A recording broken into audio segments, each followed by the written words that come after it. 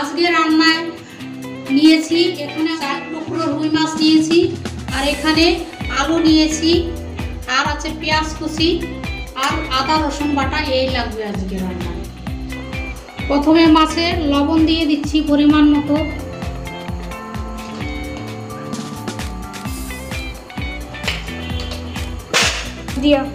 এখানে আছে হলুদ দিয়ে দিচ্ছি।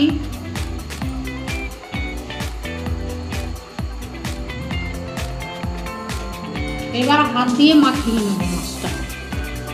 আজকে রান্নাটা এই কড়াইতে করব। প্রথমে লাগবে সর্ষের তেল, পুরো রান্নাটা সর্ষের তেলে করব। সর্ষের তেলটা দিয়ে দিচ্ছি, কড়াইটা গরম হয়ে গেছে। এবার দেখুন তেল থেকে ধোয়াটা শুরু করে দিয়েছে, আর অল্প পরিমাণ লবণ দিয়ে দিচ্ছি। মাছটা নিচে লাগবে না তার জন্য।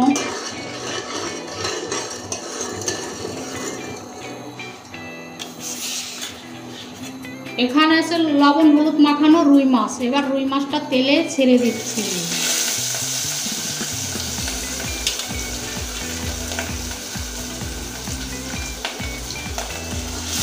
মাছটা উল্টিয়ে দিচ্ছি।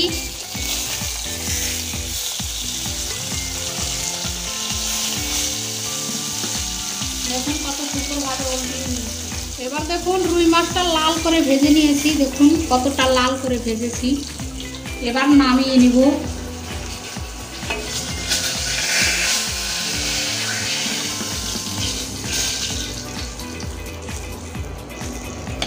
এখন এই পেটিগুলো ভেজে নেব।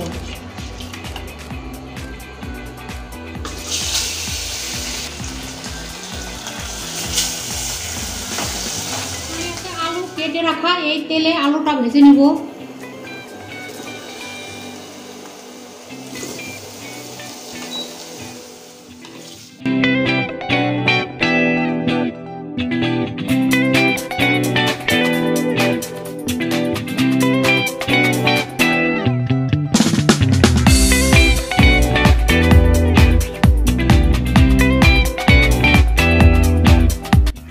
এখন আলুতে হলুদ দিয়ে দিচ্ছি, লবণ দিয়ে দিচ্ছি।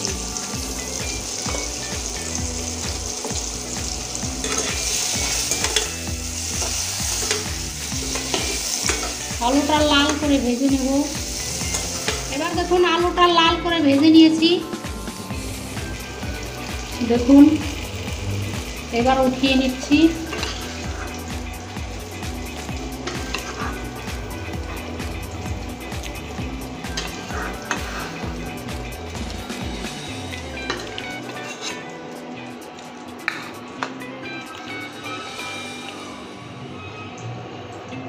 দেওয়ার জন্য অল্প তেল দিয়ে দিচ্ছি।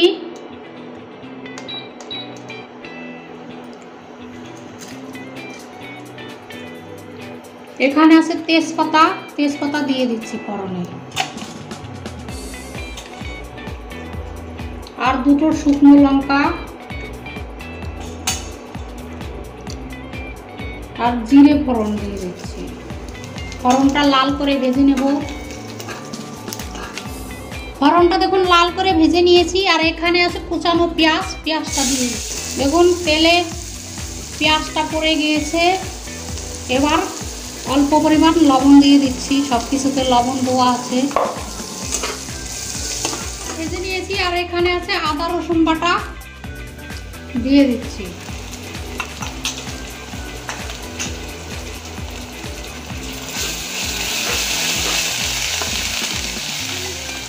লাল করে ভেজে নিয়েছি।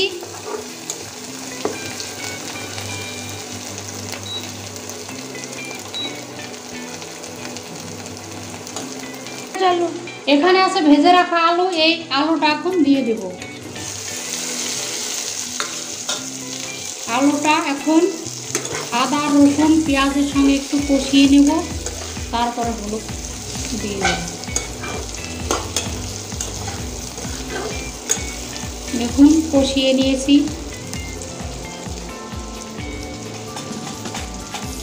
এখানে আছে হলুদ দিয়ে দিচ্ছি, আর আছে ধনে গুঁড়ো, এটাও দিয়ে দিচ্ছি উপর দিয়ে।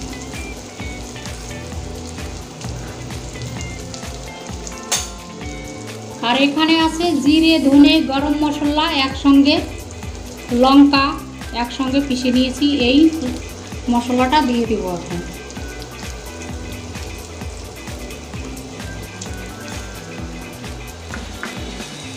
এবার উপর দিয়ে দিব একটু জল, নাহলে মশলাটা পুড়ে যাবে।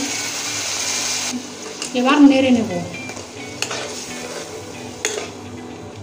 এই দেখুন এটা এখন কষানো হয়ে গিয়েছে, আলু থেকে তেলও ছেড়ে গিয়েছে মশলা থেকে,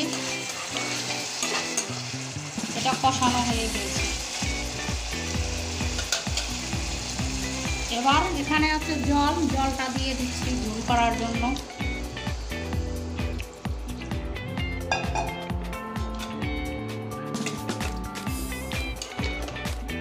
এখানে আছে রুই মাছ, এই রুই মাছগুলো এখন ছেড়ে দিচ্ছি।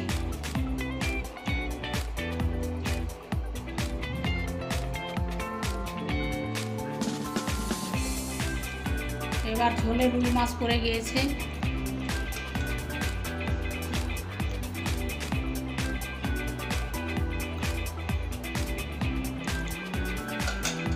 ঝোলটা দেখুন ফুটতে শুরু করে দিয়েছে। এবার আমি ঢাকন দিয়ে ঢেকে দিচ্ছি। এখন ঢাকনটা খুলে নিচ্ছি, দেখি কতটা হয়েছে মাছের ঝোলটা।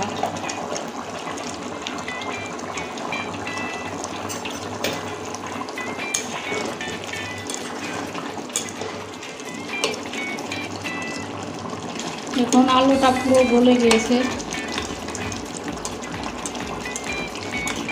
এবার নামিয়ে নিব, একটু পাতলা করে রাখবো ঝোলটা। এবার হয়ে গেছে।